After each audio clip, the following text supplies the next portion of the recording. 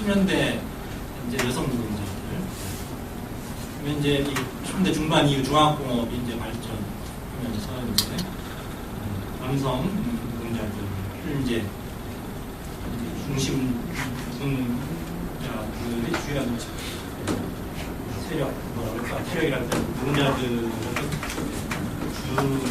중심적인 주요한 그런 노동자들로서 동주로서 우리가 생각하게 됩니다. 60년대, 70년대에 이제 이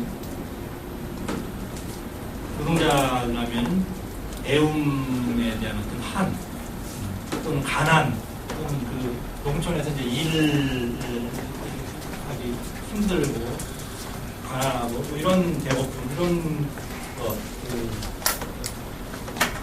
것로부터 탈출, 도망, 탈출하는 이런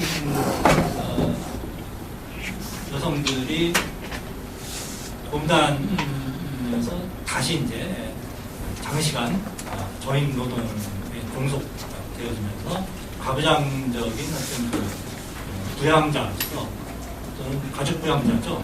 자기 동생들 뭐 집안 다 먹여 살리는데 그래서 다시 재종속되죠. 이런 그 모습을 보이죠. 그러면서 자기 못 배운 것에 대한 한을 갖다 넘어서 이제 야학을 하고 신분 차별에 대해서 이제 예민하게 민감하게 반응을 하고 불의와 부정에 대해서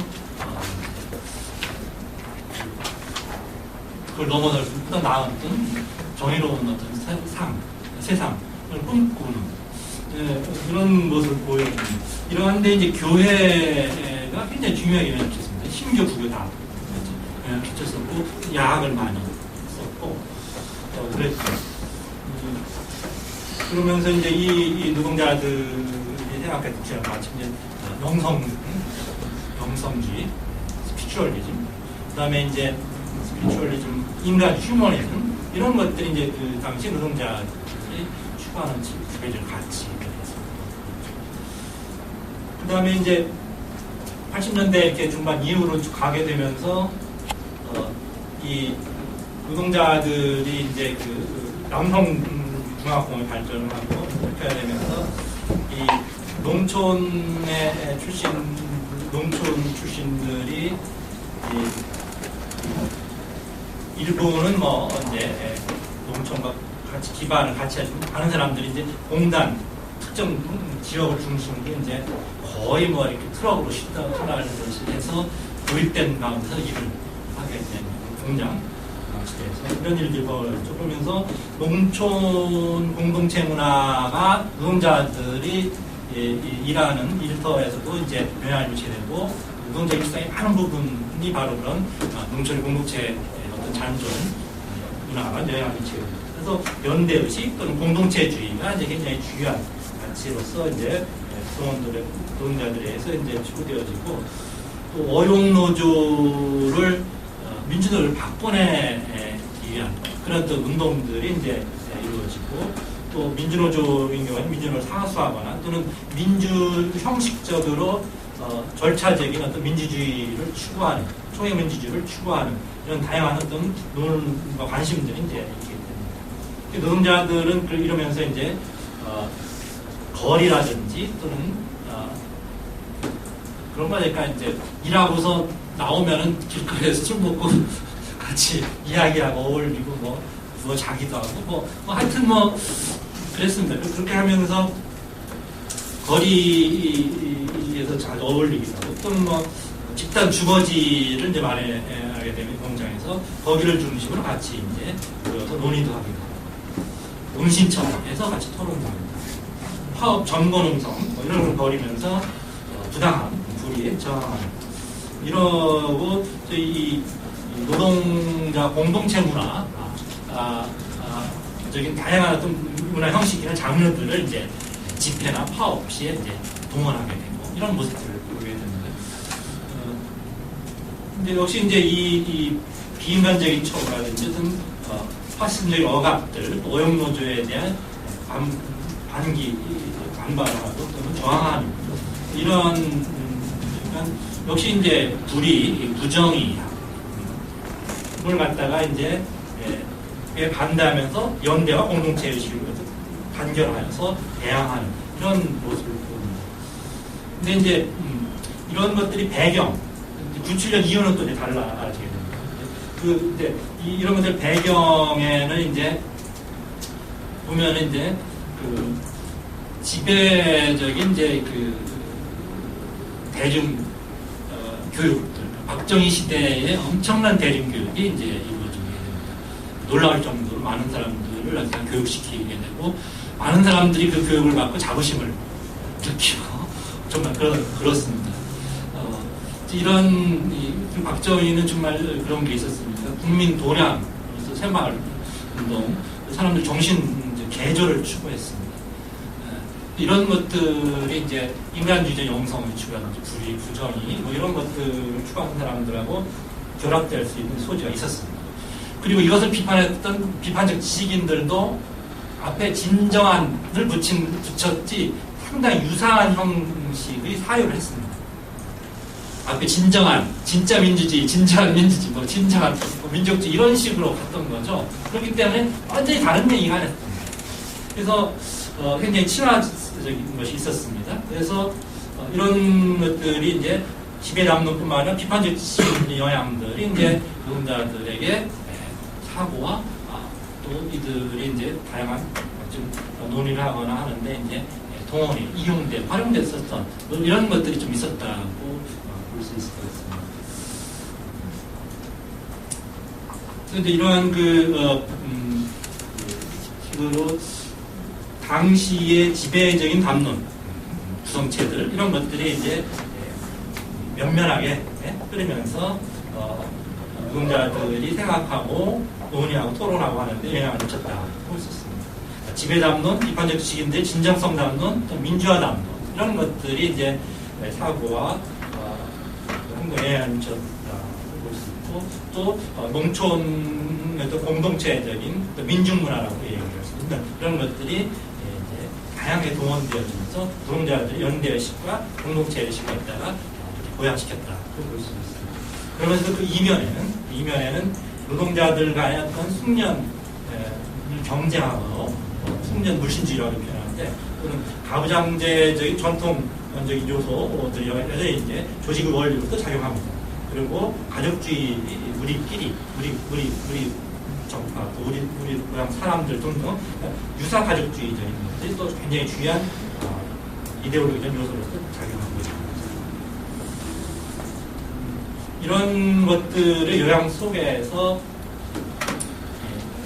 당시에 이제 그 중앙 대공장들이 이제 막 생겨나는 가운데서 불의와 억압, 비인간적인 처우에 대한 어떤 촉발, 파업전에 딱 들고 일어나는 것 같은 어떤 이렇게 분출 또는 폭발하는 그런 방식으로 이제 남성 사업장들, 중학교 사업장들의 민주주의 결성 확산이 이루어졌다. 사실 그 87년 노동자 대투정 당시가 그렇지 그 전에는 파업도 뭐 굉장히 적게 이루어집니다. 하나봤자 100, 200건에 이러다가 이 87년 가면 3,000년 확 올라갑니다. 이게 기회주의적인 거죠, 사실. 그죠? 그런 것은 정세 속에서 분출했던 거죠. 어느 폭발합니다. 그러면서 이제 개방 국면으로 가면서 노조민주화 운동이 이제 진전될 수 있었던 거죠. 이전에 여성들과는 좀 다른 성격입니다. 그러면서 활동가들이 대부분 결합하면서 민주노조 운동 조직화가 더 이루어지는 이런 모습을 보입니다. 그러면서 이 운동 이면에는 또 민족주의, 또 발전주의, 반공주의, 가족주의 이런 지배적인 경제 이데올로기들이 또 영향을 미치면서 노동자들이 담론이 굉장히 복잡한 다양한 담론들 속에 들어와 앉아 있습니다. 수기들 분석해보고 하는 그렇죠. 80년대 이후 중반 이후에 노동자 담론들을 더 분석해야 볼 필요가 있다. 그 이전에는 제가 좀 분석하는 게 있습니다. 60년대, 70년대 지배의 담론 구성체, 비판적 담론 구성체, 또 노동자들의 수기 등을 제가 분석했습니다. 그거 한번 참조해 보시고 그 이후로 80년대 중반 이후로는 이제 작업이 아직 이루어지지 않아서 앞으로 하면은 또 기회가 있으면 이제 해볼 필요가 있죠. 답은 깔끔하게는 잘 못하겠습니다. 하여튼 뭐 제 나름대로 이런 식으로 이제 해볼 수 있지 않을까.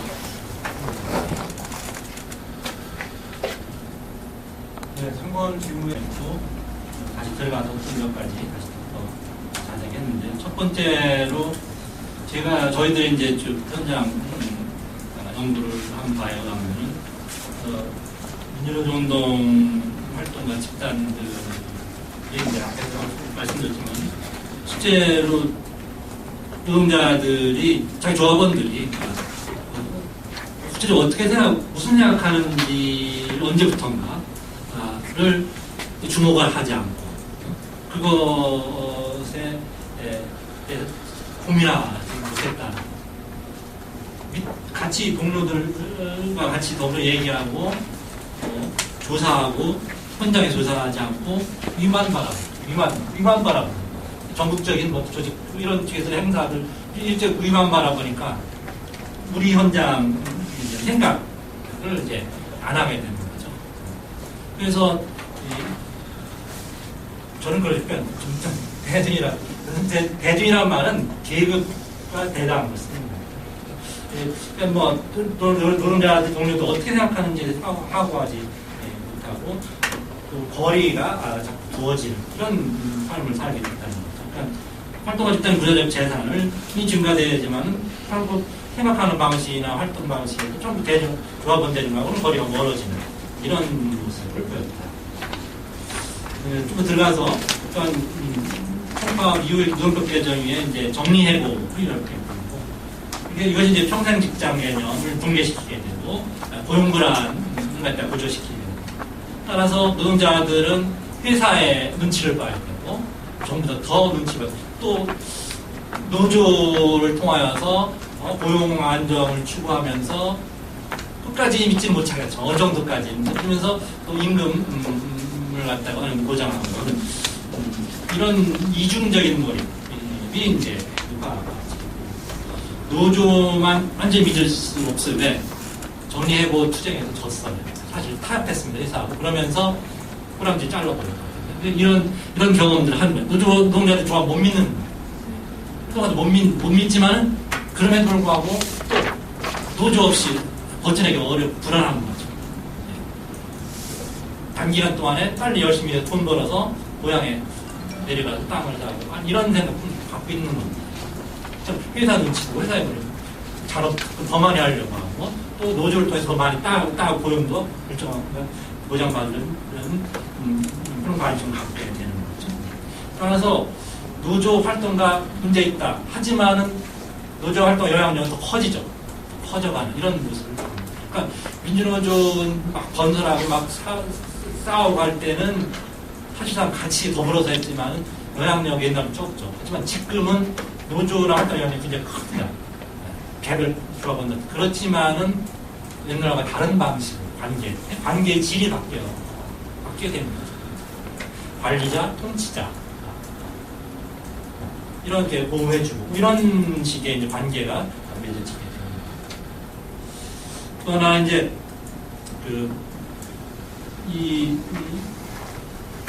오래된 경험들이 대중들 조합원에 확산되지 못하고 활동가들에게만 제한적으로 공유됐다고 했죠, 그죠? 그래서 이제 제한되는 어떤 공동체성 이런 것들을 갖다가 이제 국한돼서 그리고 이들은 굉장히 쉽게 간단하게 이론적으로 또는 뭐 특정 개념으로 이제 재단할 수가 있어요. 하지만은 그 이외에 대부분의 노동자들의 특정 개별성들은 우리가 정리해낼 수 없는 거죠. 하지만은 그걸 보지 못하는 거죠. 배제하는 겁니다.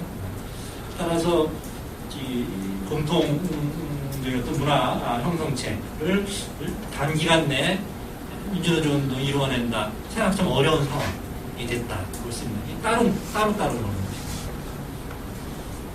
활동가들과 대중의 정서감이 더 커지게 되고 또 민주노조가 이제 합법화되어지고 또 이제 점차적으로 이제 어용 노조와 민주노조 구별이 2000년대 넘어가면서 불명해지고 하게 됩니다. 이렇게 되다 보니까 좀 활동가들은 또 혼란스럽고 전망이 없게 되고 의회주의에 대한 어떤 관심 이런 쪽으로 이제 방향이 쏠리게 되는 현장부터 거리가 멀어지게 되는 이런 악순환을 갖다가 이제 이야기 됩니다. 그러면서 현장에서 노조는 통치 또는 통치 이데올로기 국가 장치로서 또는 관리자의 형상을 닮아서 상당히 이제 관료제적인 어떤 공식성 또는 표준화된 방식으로 이제 노동조합원들을 관리하는 나가는 이런 모습을 갖다가 이제 보이게 되는 거죠. 따라서 이런 그 상황을 갖다가 이제 이르는 것들을 여기는 이제 민주노조 정치 양식 요새 시효 소멸 상당히 집체된 어떤 기존의 주진 양식들이 새로운 상황에서 왜곡돼서 표출되어지는 것을 보았습니다. 기존의 어떤 민주노조 활동과 또 대의 또 어떤 문화적인 어떤 잔영 이런 것들이 이 현상을 제대로 파악하지 못하게 이신론적으로 못 보게 장애처럼 이제 작용하는 이런 것이 이제 느낄 정도로 심각했다.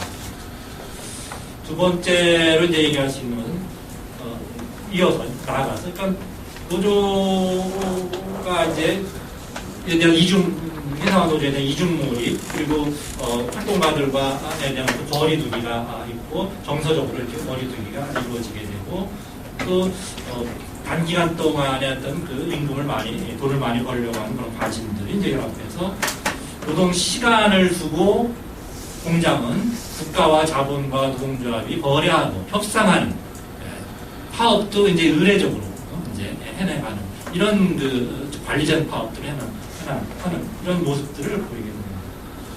이래서 하면서 나름대로 공장 이전과 브랜드 전환, 공정의 축소 등을 기법들을 통하여서 이제 노사관계를 관리하려는 시도를 하고 또 노동자들은 노동자 나름대로 더 많은 물량을 갖다가 노조가 따와야 된다 압력을 가하고 따라서 이제 노동조합은 회사와 협상 파트너로서 물량을 따내고 고용을 보장하는 그런 장치 도구로서 이제 잊혀지게 되는 거죠.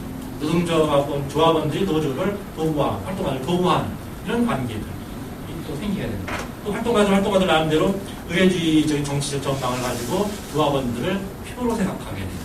서로 소외된 관계, 즉 도구로 생각하는 그런 경향들이 생겨납니다. 시간과 허페의 장소로 전락한 노동자의 정치의 장소가 사라지는 거죠. 실제로 얘기할 수 있는 것들은 총회민주주의 병폐를 정파적 담합 구조를 통한 지배의 순환을 얘기될 수 있는 이런 그 모습들이 이제 활동가 조직들에 나타나고 있다. 민주노조 운동 발전 초기나 90년대 중반까지도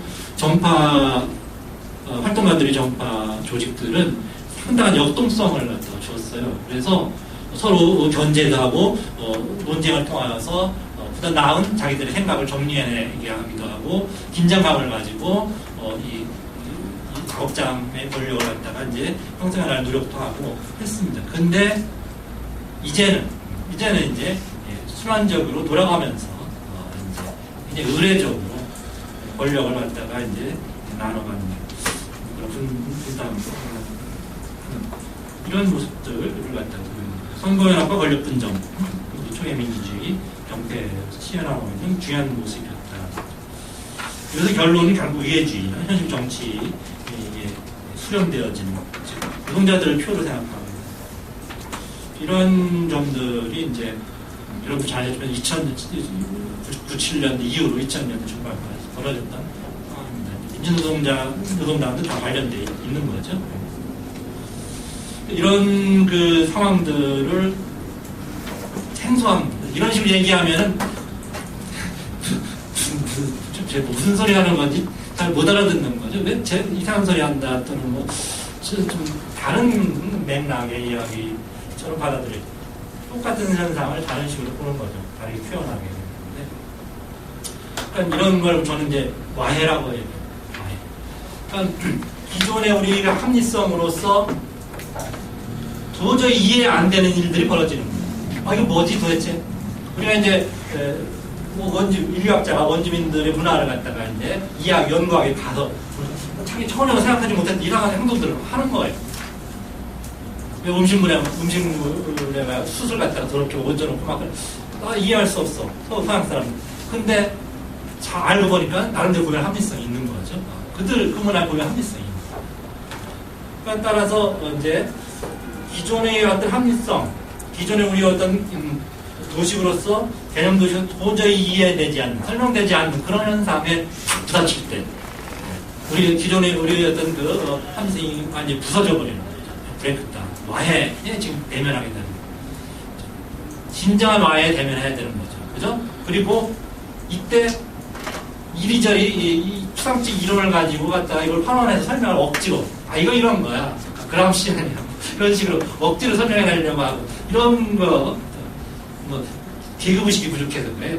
노동자들 계급의식 교육시켜야 돼. 교육 변화시켜봐야 안 돼요. 경험적, 입상적 개념에 빠져 있어서는 과학적 개념까지만 계속 집권주의를 하게 돼 있어요. 뒤로 딴짓하게 돼 있다니까. 그러니까 그런 걸 추상면의 이론을 가지고 설명해낼 수 있어요. 하지만은 진지하게 딱 대면해보자. 설명 못해. 이게 뭐지 도대체? 네? 설명하려는 제대로 시도가 이제 이루어지게 되는 거죠. 와해를 해결하고 일치로 나가려는 그런 현장용과 필요하다는 거. 그런 방법론이 이제 저는 와해 호화시켜 나가는 거죠. 그래서 다양한 속성들을 확인하고 설명해내려는 시도. 호화가 다 될 때, 더 이상 새로운 속성을 설명할 거리가 없을 때, 그때는 우리가 이제, 이런 거다. 민주주의 정치 양식이 이렇다. 치유 선언을 선언할 수가 있는 거죠. 그리고 이것을 현재의 맥락에서 새로운 지성, 노동자 지성으로서 그것을 재맥락화, 전유해낼 수가 있는 겁니다. 민주주의 정치는 이런 거야. 지금 제대로 얘기할 수 있어요. 근데 90년대 하시는 분 얘기할 수 없었어요. 뭔지. 그 속에 우리가 살았기 때문에, 행위했기 때문에. 근데 지금은, 민주주의 정치 이런 거다. 지성으로서 발견해내는 거죠. 전유해낼 수 있다는 거죠. 그래서 이 포화를 제대로 시켜서 치유선을 시켜야지 우리가 지성으로 전유하고 실제 활동에 그것을 이용할 수 있는 거죠. 현대가 현장 연구 속에서 이런 저희 와해를 경험했습니다. 그래서 설명하려는 개념화하려는 노력들을 연구소에서 토론하고, 그래서 일부 사람들은 상처도 받고 안 나오고 막 싸우기도 하고 이런 일이 있었습니다.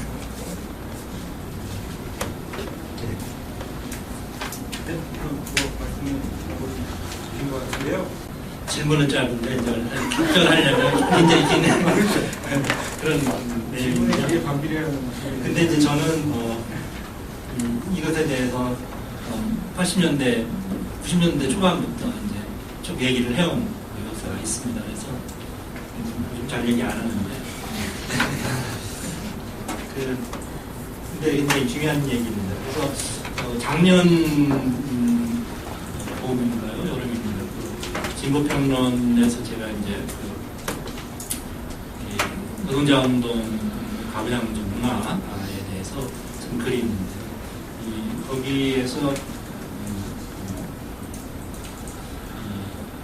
신자유주의 체제에서 노동 어떤 것인가에 대해서 조금 이제 항상 얘기를 한 게 있습니다. 그리고 문화과학에서 노동자들 시간에 대해서 써달라고 짤막한 거 했는데, 거기 보면 레퍼런스가 있는데 경제와 사회에 제가 글을 하나 쓴 게 있습니다. 거기에 이제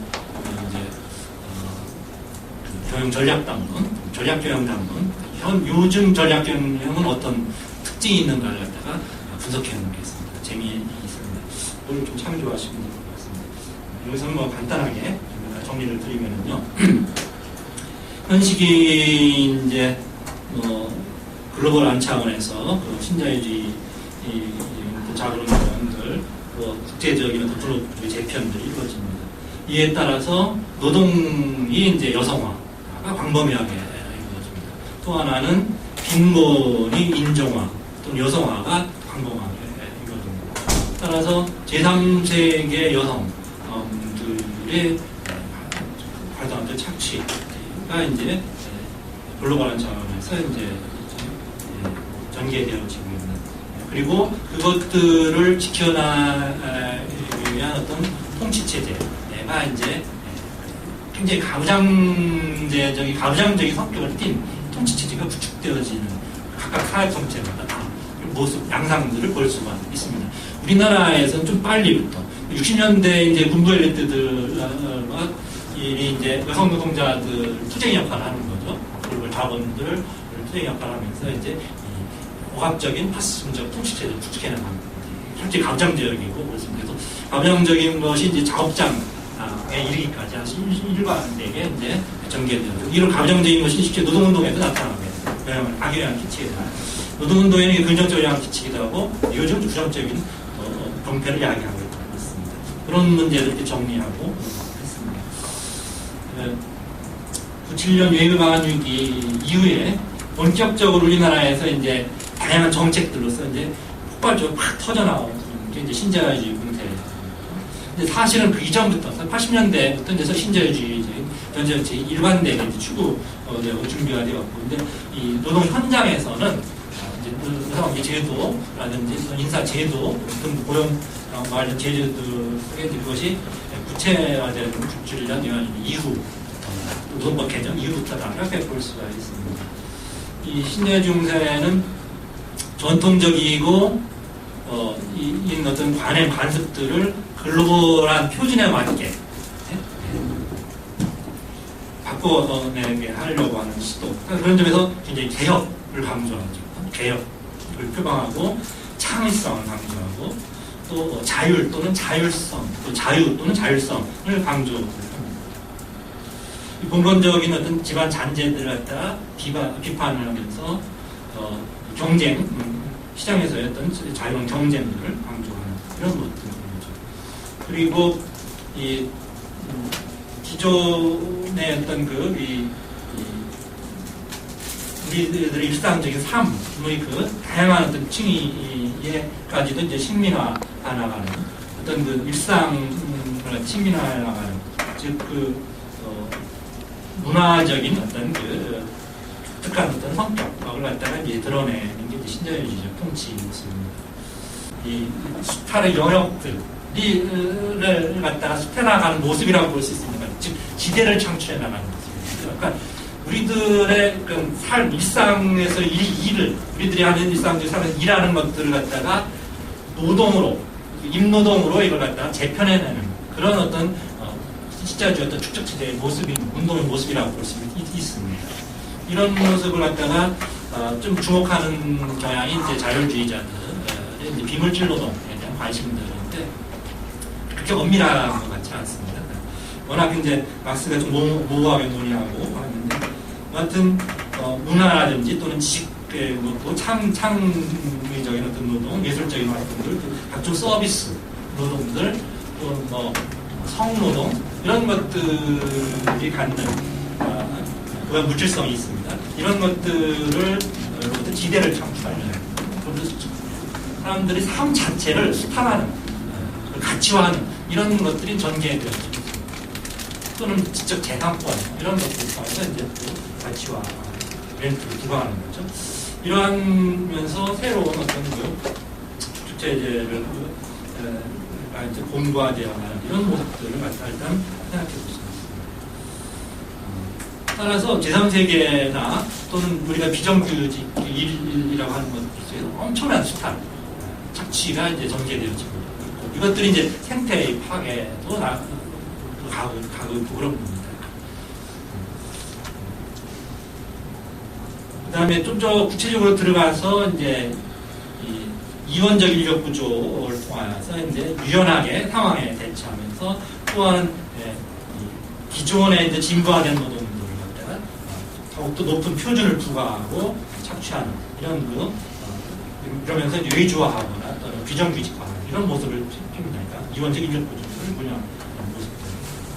조직을 지속적으로 첨단 조직으로 유지하기 위해서 지속적인 감량 경영을 갖다가 그 다음에 더 중요한 거가 있는데 요즘은 이제 이 정보 기술을 이제 사용이 일반화되어지고 있죠. 그렇기 때문에 일상의 생활 소비뿐만 아니라 일반 그 생산이라든지 또는 뭐 서비스와 관련 노동들을 하는 과정 자체를 갖다가 인게이지 시킵니다. 그러니까 접속시킵니다. 정보 기술을 통해서. 그래서 어디서 무슨 일 하는지 다 체크되는 거죠. 그죠? 소비자들까지도 일상 다 관리하라고 하고 있습니다. 어디에 접속한 사람들 다 관리하고, 매번 문자대로 생일을 관리하고, 다 이렇게 됩니다. 토너가 떨어질 때가 됐으니까 토너 주문하세요. 뭐 이런 식으로 다 관리해내요. 그래서 다 인게이지, 브랜드 인게이지먼트, 브랜드 관리, 또는 인재 경영도 다 이런 인게이지된. 우리 회사와 한번 연루된 사람들 계속 관계 맺게. 이런 식으로 정보 기술을 통해서 공간적 제약을 넘어서서 노동자나 소비자를 통제해 나가는 이런 전략들이 일반되겠죠. 새로운 어떤 그 모습입니다. 그러면서 지속적으로 이제 스스로 자율적이고 회사에 참여하면서 어떤 경우는 심지어 영성적으로 회사에 몰입하도록 하게 하는 주체성을 체계적으로 관리하는 모습들이 나타납니다. 노동과정을 제한된 공간을 넘어서서 확장하는, 일상생활까지 확장하는 이런 모습을 띄고 있는 겁니다. 노동과정에 대한 새로운 연구, 또 계급에 대한 새로운 논의들이 필요한 겁니다.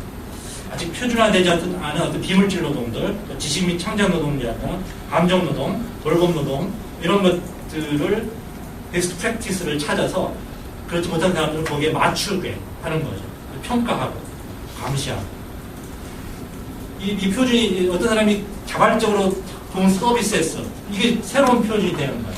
그래서 등급을 매겨주게 되는 거예요. 그래서 이 제일 높은 사람 보상받다가 새로운 표준 일부하고 또 다른 데에서 더 높은 기준이 있으면은 그것에 비추어서 이 새로운 위계 등급을 마련하면서 제일 높았던 것이 2등, 3등으로 떨어지게 되는 거예요.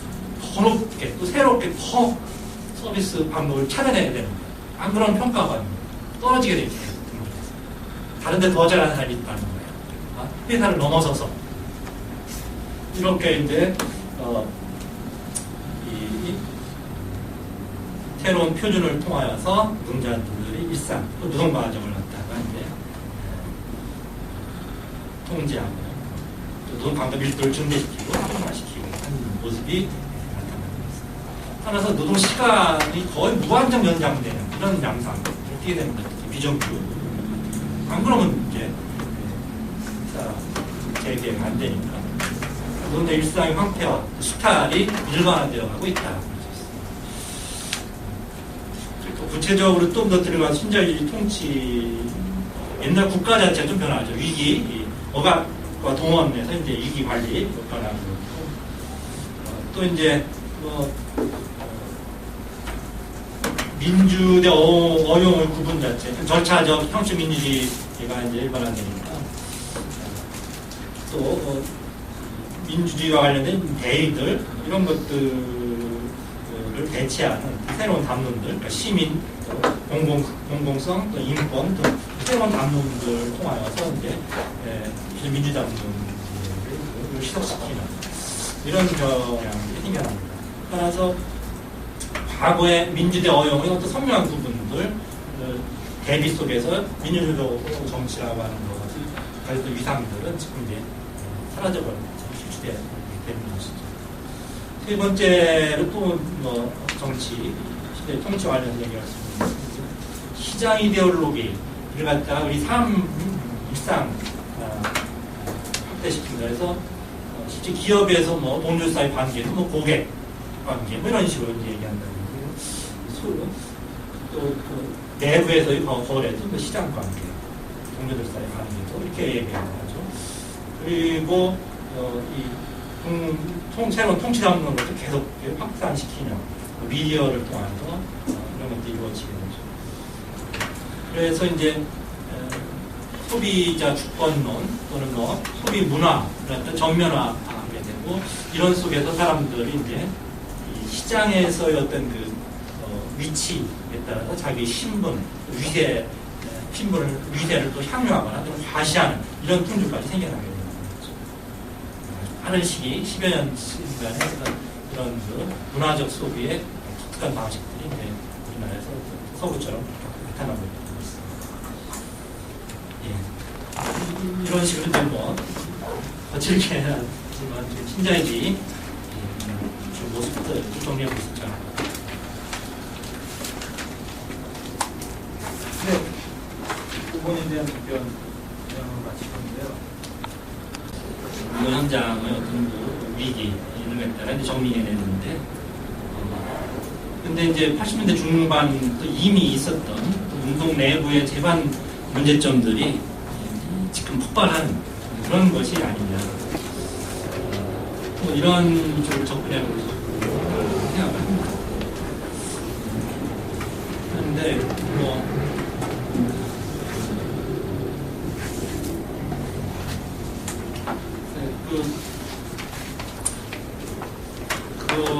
구체적으로 그러니까 조직 문제 측면에서 제가 이걸 어떻게 정리할 수 있을까 참 좀 어렵고, 일단 이제 앞에서 좀 보았지만은 이 시효 소멸이 어떤 의미인가, 이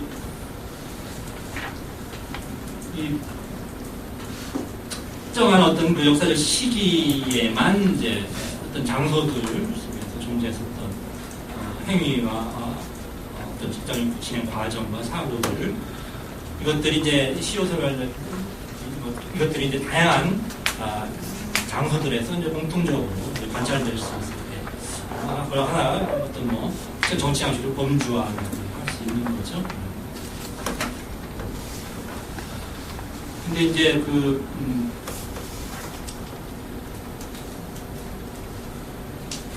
현재의 노동자 운동의 그런 상당히 답답한 어떤 위기의 모습들, 이런 것들은 한편으로는 이제 조직 문적으로 볼 때 다양체, 다 개별적 다양성으로서 어떤 조직들 속에 다양한 면모들을 있다라는 그런 관점에서 이제 본다면은 좀 다르게 또 봐줄 수 있을 것이다. 따라서 이 복수적인 것, 또 다양체로서 좀 조직이나 운동을 갖다 보고, 그래서 거기서 다양성을 인정하는 가운데서 공통 문화를 갖다 확장시켜내는 정치를 갖다가 생각해보는 그런 것들이 이제 있을 수 있다는 말씀입니다. 근데 이렇게 보지 않고 또 다른 식으로 보면은 또 앞에서 쭉 우리가 정리했듯이 그런 것들은 이제 기본적으로 이제 운동에서 이제 정파, 또는 노선의 대립들이 늘 있어왔던 것이고, 이런 것들이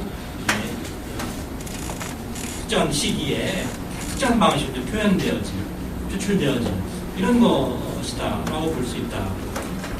그다음에 또 하나는 이제 노동자 운동의 어떤 굉장히 이론적이고 이론주의적이고 또는 개혁주의적이고 또는 추상적인 외적 접근을 통해서 사고하는 경향들, 그런 것들이 이제 독단주의적 경향, 그리고 이 정파 간의 어떤 소통의 부재를 이야기하고, 이것들이 이제 나아가서는 반지성주의의 위험을 갖다가 이야기합니다.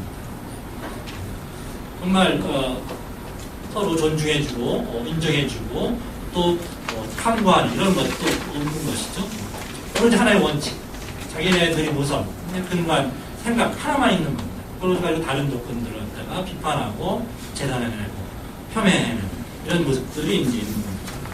그래서 권위, 전통, 존경, 예의, 사랑, 인간주의 이런 것들이 무엇에 쓸모가 있느냐 이겁니다. 이거 아주 노골적인 실용주의와 정파 중심적인 이기주의가 작동하게 되는 것들이 노동자 문화에서는 반지성주의로 드러날 수도 있다는 겁니다. 요즘 사태들도 혹시 그런 모습을 볼 수도 있고 있지 않냐 생각합니다. 그래서 저는 이제 내재적 접근을 갖다가 좀 외적 접근을 넘어서서 제대로 해볼 필요가 있다, 해야 되지 않느냐 그런 생각을 했던 거죠. 그래서 내재적 현장 활동 방법론을 갖다가 만들려는 개발하려는 시도했던 거죠. 근데 이런 접근들은 이제 기본적으로 이제 활동가들이 자기 현장 또 다른 활동가나 다른 조직들을 어떻게 볼 건가, 서로 다른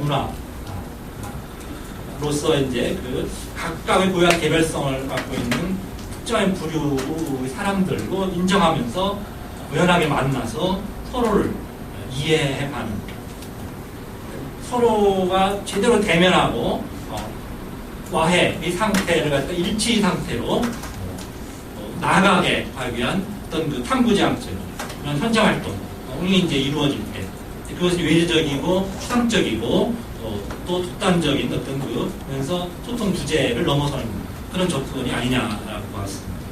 그래서 인종이라든지 성별, 민족, 집단, 정파, 분파 그런 것들 다 서로 다른 문화로서 우리가 보면서 두 문화가 서로 마주치는 가운데서 와해의 상태를 인정하면서 거기서 뭔가 서로의 전통을 인정해주고 존중해주는 마음에서 이해하려고 하는, 서로 이 합리성 접점을 갖다가 찾아가는 이런 노력들을 하는 것이 이제 내재적 접근이다라고 저는 봤습니다. 이런 접근하는 데서 기본적인 전제가 있는데, 첫 번째가 이제 미리 이론적인 개념을 부과하지 말라는 거, 유예하라. 이론적 개념 도식을 끝까지 계속 유예하라. 처음에는 그대로 관찰하는 거죠. 따라서 사람들은 사고한다. 그런 사고를 어떻게 들어가 사람들이 무슨 말을 하는가, 여러 사람들이 말하는데 공통적으로 얘기하는 것들이 집합적인 원표들이 집합들이 확인될 수 있어요. 아, 이런 거구나. 이들이 생각을 해서 확인할 수가 있어. 그렇게 사람들이 사고한다. 노동자 계급이 사고한다. 계급의식 이런 거 하기 전에, 그 전에 그런 개념 부과하기 전에 사람들이 사고한다라고 전제하고서 들어가서 어떻게 사고하는가를 살펴보는 이런 접근이 이제 있어야 된다. 그래야지 그들의 합리성, 또 다른 부류의 사람들의 합리성, 그대로, 있는 그대로, 즉, 정치를 고유한 주체성을 갖다가 확인할 수가 있다. 그렇지 않고, 이론적 개념을 부과하면, 나의 정치의식을 가지고 그들을 재단하는 것이다. 나의 정치를, 그들의 정치를 갖다가, 나의 정치를 단일한 자에 위치 지우는 것에 지나지 않는다. 계급의식이 높은 사람보다 중간, 밑에, 이렇게 되는 거죠. 이런 식으로 이제, 외적인 접근을 가능한 한 유예시켜라. 나중에 필요할 때 전체적인 총체적인 어떤 분석을 논의를 갖다 설명을 해나갈 때는 이제 같이 결합되어져야 되겠죠. 처음에는 유예하고, 그래서 사람들을 사고한다는 그런 명제에 근거해서 현장에 접근하라. 그래야지 서브젝티비티를 제대로 주관성을 이해할 수가 있다. 그 다음에 지속적인 앙케이트, 현장 조사를 끊임없이 하라. 앙케이트라고 하는 게 설문조사하는 것뿐만 아니라 가서 인터뷰도 하고 관찰도 하고 현장 자료들 팜플렛 검토하고 가서 토론도 하고 생각도 메모도 하고 다시 또 인터뷰하고 분석해서 읽으면서 다시 쓰고 다시 생각해보고 끊임없이 이런 생각을 하면서 도대체 그 사고 어떤 사고인가를 이해해나가라, 일치를 나가라, 노력하라는 거예요. 그래서 이런 거구나라고 호화시킬 수 있을 때, 시효소멸을 확인한다든지 이런 거다라고 우리가 새롭게 개념화할 수 있을 때, 그것을 우리가 제대로 된 개념을 구사할 수 있거나 또는 누군가 지성으로서 우리가 전해낼 수 있거나 새로운 맥락에 위치 지으면서 새로운 배치 속에서 그 개념을 활용할 수 있거나 할 수 있다는 거죠. 그런 내적 접근들 이런 것들이 이제 기본적으로 이제 필요한 것이 아니냐. 그것이 아닐 때 정말 반지성주의라든지 전파지만 소통 부재로 나갈 위험이 있다. 이경원 씨를 갖다가 현대 그 양반을 갖다가 도덕적, 윤리적으로 비판할 수 있어요. 비판할 수 있지만 그렇게 접근하기보다는 오히려 좀 더 객관적인 접근을 할 노력을 해볼 필요가 있지 않나 생각했습니다. 그래서 일곱 번째로 이제 넘어가면서 일곱 번째는 이제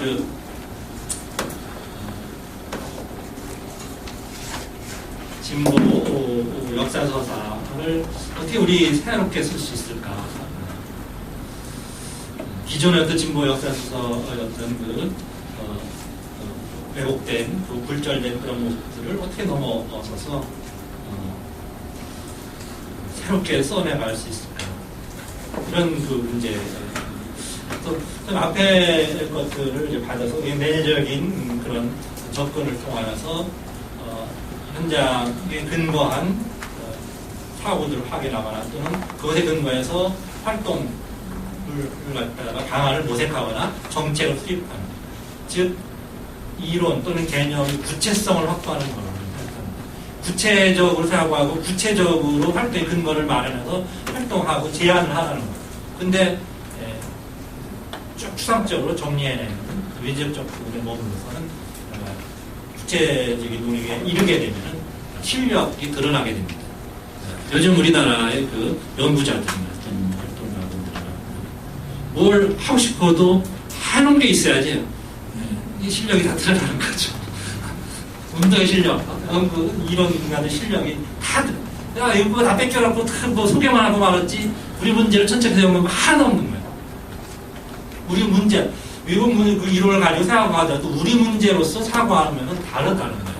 저는 그런 대표적인 사람으로서 제대로 천착하는 대표는 이종용 선생 같은 분은 정말 대대로 우리 문제로 사고하고 천착해서 글을 쓰거나 번역을 해도 그게 맞는 번역을 하는 거죠.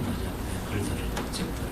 그래서 뭐 예를 들어 그런 천착된 것들 부재, 그래서 악순환인 겁니다. 계속 남에게 의존하게 돼요. 진짜 필요할 때 실력이 없으면 드러나요. 구체적 사고에 좀 부재 문제 극복할 필요가 있다. 그래서 이제 그런 것들을 넘어서서 탐구, 연구를 위한 개념뿐만 아니라 또는 활동에서 구체성을 확보하는 데 있어서 제가 지금 가설적이지만 저는 가부장제를 갖다가 제대로 우리가 가지고 벼려서 운동의 자산으로 삼아야 된다고 봅니다. 여성주의 업진 페미니스트 RF에서 가부장제 개념을 어떤 초역사적인 보편적 개념으로 활용하면서 엄청난 성공을 거뒀죠.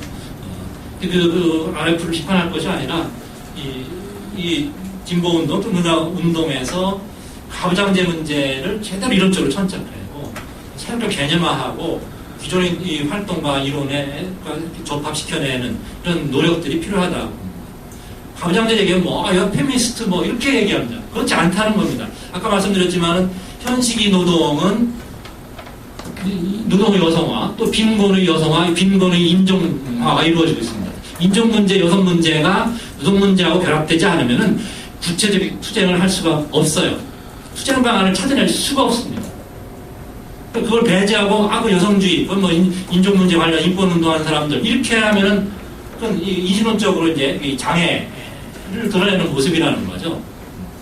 가부장제 안 건드리면은 다 섀도우 복싱하는 거예요. 그러니까 진짜 안 싸우는 거란 말입니다. 제가 70년대 노동자들 수기라든지 그 당시의 노래들 보면은 다 노동 현장에서 가부장제 문제 가지고 터진 거예요. 사장이 인격적으로 멸시하고 그러면서도 그 멸시가 가능했던 것은 바로 가부장적인 체제 때문입니다. 그걸 프라이어트를 들고 일어나는 것도 가부장제가 딱 맞서는 순간이거든요.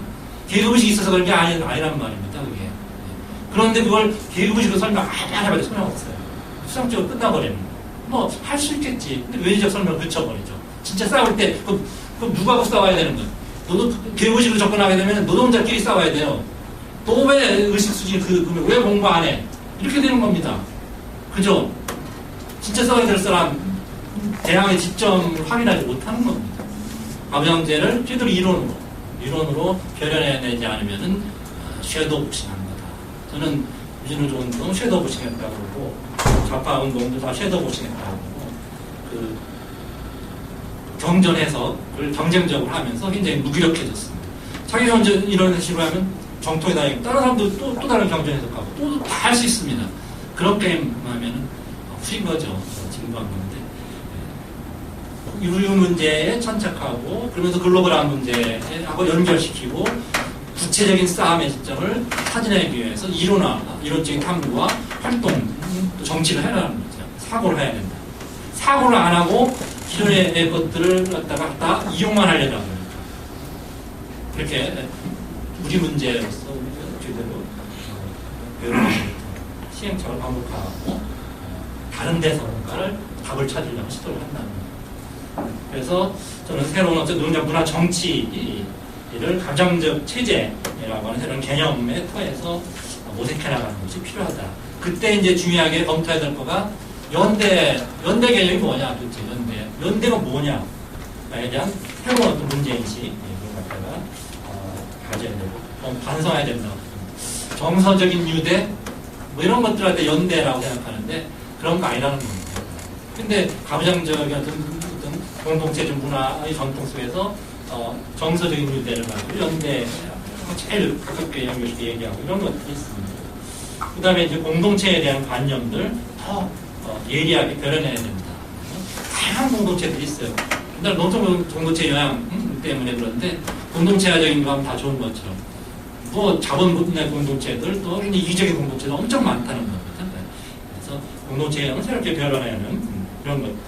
그리고 그것은 이제 아까도 말씀드렸지만 얼핏 다양한 어떤 개별적 다양성이죠. 그걸 인정하는 즉 멀티플리시티, 복수성 또는 다양체로서 어떤 공동체 또는 조직에 대한 새로운 어떤 그 개념화가 필요하다라고 저는 봅니다.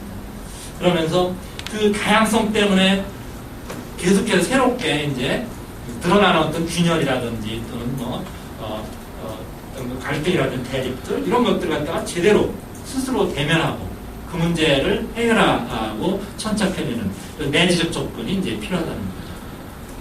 이것은 곧 이제 조직의 어떤 그 평등주의적 민주주의와 공통문화의 형성. 뭐 어렵게 얘기하면 뭐 시빌레템 이런 것이죠, 그죠? 그리고 쉽게 뭐 얘기하자면은 이제 우리들이 운동을 통해서 획득해낸 성과를 모두가 공유해내는 거죠. 그것을 발판으로 해서 그 다음 같이 운동하자는 거죠. 이건 네 거, 이건 내 거. 이렇게 하면은 맨날 서로 각자 맨날 하다 보면은 처음부터 다시 쌓아야 돼요. 한나 아렌트가 혁명론이라는 책에서 그런 얘기 하잖아요. 그러니까 이 혁명가들이 너무 생각을 안 하고 그냥 활동하고 바빠서 사고하지 않고 토론하지 않고 정리해내지 못한 시간이 없어서 그 혁명에서 구성했던 굉장히 귀중한 경험과 조직적인 어떤 조직적 성과들, 지식들 이런 것들을 갖다가 지혜들 이런 것들을 갖다가 물려주지 못해요. 처음부터 다시 시작하게 만들어요. 이런 우를 범했다 판단을 하지 않습니까?